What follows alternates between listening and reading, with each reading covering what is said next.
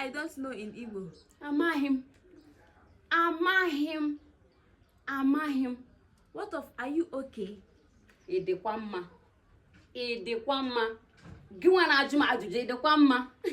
What about to go backward? Gaa azụ. Say go forward. Gaa ihu. Ngwa gaa ihu. Please take it easy. Were nwayọọ. Asị m gị were nwayọọ. Talk to me. Gwa m okwu. Gwa m okwu. Ask question. Jụọ ajụjụ. Ngwa jụọ m ajụjụ. Ask me a question. Jụọ m ajụjụ. Please write it down. Detuo ya. Ihe a m na-akụzi kịta. Detuo ya. What of I want to speak Igbo? Achọrọ m ịsụ Igbo.